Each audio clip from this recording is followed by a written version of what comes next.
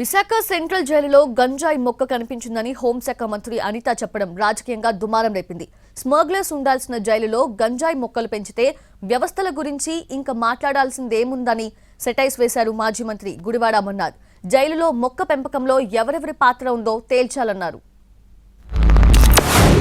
ఇప్పుడు మనం last time చూసాం, కొంతమంది రౌడీ షీటర్స్ లోపల ఉన్నారు. రౌడీ షీటర్స్ కూడా బయటికి వెళ్లి లోపలికి వచ్చేటప్పుడు గాంజా తీసుకుని వచ్చే పరిస్థితులు కూడా కనిపించాయి. అంటే అటువంటి సందర్భాల్లో కూడా కొంతమంది పోలీసులు కూడా ఇబ్బందులు పడి వాళ్ళు కూడా సస్పెండ్ చేసే పరిస్థితులు కనిపించినాయి.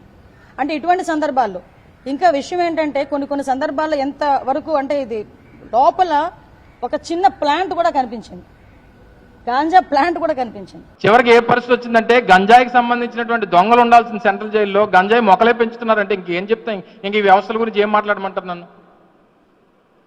గంజాయి వ్యవసాయం చేసేవాళ్ళు, గంజాయి రవాణా చేసేవాళ్ళు, గంజాయి స్మగ్లింగ్ చేసేవాళ్ళు ఉండాల్సినటువంటి సెంట్రల్ జైల్లో ఇంకా అక్కడ ఎందుకు గంజాయి ఏదో సెంట్రల్ జైల్లో పెంచేస్తే ఇంకెక్కడికి వెళ్లాల్సిన పని లేదు కదా అని అనుకునే పరిస్థితి వస్తే అందులో ఎవరెవరు ఉన్నారు ఇన్వాల్వ్మెంట్?